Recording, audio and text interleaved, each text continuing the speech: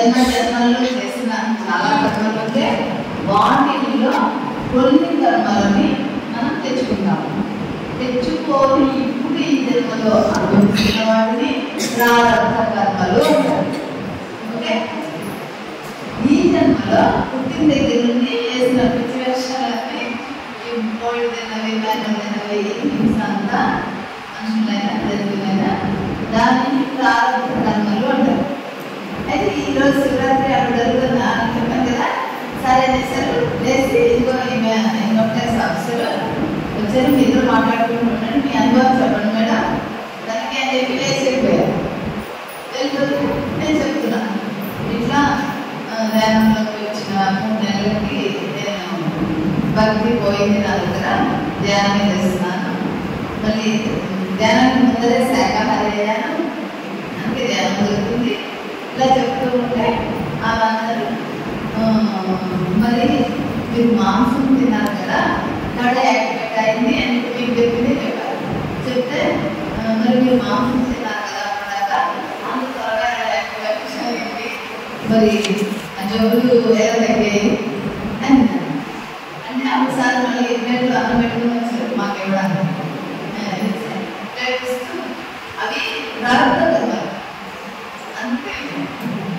అప్పుడు I notice that point అంటే నేను ఇప్పుడు సంచిత కర్మల్ని అంటే మీకు ఎగ్జాంపుల్ చెప్తాను క్లారిటీ. సంచిత కర్మలు గత జన్మలు కదా చాలా ఉంటాయి, కొన్ని తెచ్చుకుంటాం. తెచ్చుకున్నవి ఈ జన్మలో అనుభవిస్తున్నాను చూడు, అది ప్రారంభ కర్మ. ఆ ప్రారంభం అంటారు అదే. ఈ ఇప్పుడు చేసే కర్మల్ని ఆగామి కర్మ, ఈ లైఫ్లో రైట్ ప్లాన్ తెలిసింది కదా, ఇవి కర్మలు. అయితే మనం వచ్చేటప్పుడు భూమి మీద ఈ కర్మలు ఎక్కడ తీసుకొని వస్తాము? ఇప్పుడు దాకా చక్రాలు చెప్తున్నాం కదా. చక్రాలు అంటే అదేదో రౌండ్గా బండి చక్రం లాగా ఉండదు కాదు, కొన్ని నాడుల యొక్క గుంపు సమూహం మూడని అన్ని కలిపి ఒక చక్రం అంటారు కదా. మనం అనుకుంటా బండి చక్రం లాగా ఉంటుందేమో, ఇలాగే చేశారు క్యారెక్టర్ వస్తే కనుక ఎలా ఉంటుంది. అలా కాకుండా కొన్ని నాడుల యొక్క సమూహాన్ని గుంపుని చక్రం అంటారు. ఈ చక్రంలో ఈ నాడిలో చక్రం అనుకున్న నాడులు కలిగేది కదా, కోటి నాడులు ఉన్నాయి కదా. ఒక నాడిలో ఈ డిసీజ్ పెట్టుకొని వస్తూ ఉంటాయి కర్మ.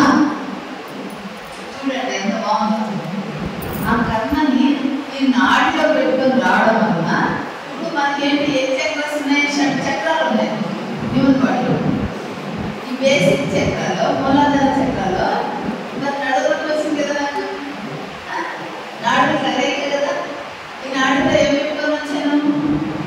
సంచిత కర్మల్లో నుండి ఒక కర్మను తీసుకుని ఈ నాడిలో పెట్టుకొని వచ్చాను. ఇక్కడ ఉన్న నాడి ఎప్పుడైతే ధ్యానం చేస్తున్నానో అప్పుడు ఏమైంది? కర్మ గర్భితం అయిపోయింది. అందుకని జ్ఞానాన్ని చూసినా ఎంత రీజనింగ్ ఉందో. ఇది లింకు. మళ్ళీ ఇక్కడ కొంత వాస్తవం ఉంటుంది కదా, అనాహత చక్రం. కొన్ని నాడుల కలయిక ఈ అనాహత చక్రం. ఇక్కడ హార్ట్ చక్ర. ఈ చక్రలో ఈ నాడుల్లో ఏం చేశాను నేను వచ్చేటప్పుడు? ఒక కర్మ పెట్టుకోవాల్సి హింసనే. ఎవరినో యానిమల్స్ చెప్పానో మనుషులు చెప్పానో వాట్ ఐ హార్డ్ అదేమైంది? ధ్యానం చేశాను. మరి ఇన్ని మందులకి తగ్గలేదు కదా, 14 సంవత్సరాలు సఫర్ అయింది కదా, ఇన్హేలర్స్ పడింది కదా, బ్రాంకీ వస్తామా. మరి 3 months 3 hours ధ్యానం చేస్తే అయితే ఏమవుతుందంటే ఇప్పుడు 16 సంవత్సరాలు మనకు ఆత్మ లేదు ఉండదు కదా. సీజన్లో రావాలి అన్ని సీజన్ అంటే ధ్యానం ఏం చేసింది? కర్మని దగ్ధం చేసింది. ఆ చక్రాల వల్ల కర్మని ఎంత బాగుందో ఆధ్యాత్మికత అనేది. అసలు ముందు మన గురించి మనం తెలుసుకోవాలండి. సృష్టి నేను చెప్తున్నాను కదా.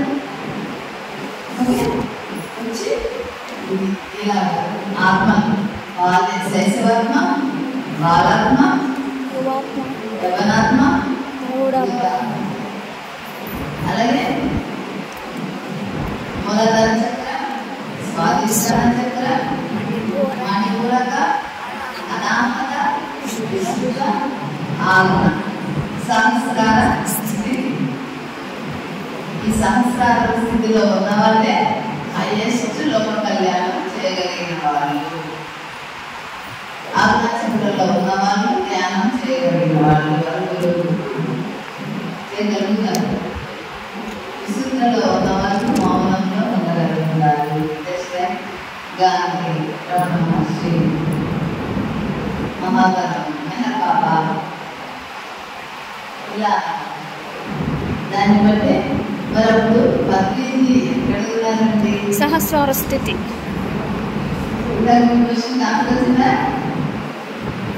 ఇంకా చెప్తాను ఇంకొక మాట.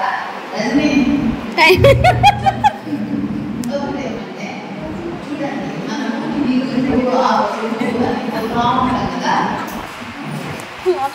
ఇది విన్న తర్వాత కూడా మీకు పోవాలనిపిస్తే పోండి, అది నష్టం లేదు. ఏమంటే వేమన ఎప్పుడో రాసిన వేమన కథలో ఒక గురువు గురించి ఎంత చక్కగా చెప్పారు. అందరికీ హాయ్, నేను మీ నిరుపమ్ని. Please subscribe to KV9 news. Like చేయండి, షేర్ చేయండి, మా మిత్రుల్ని ఆశీర్వదించండి.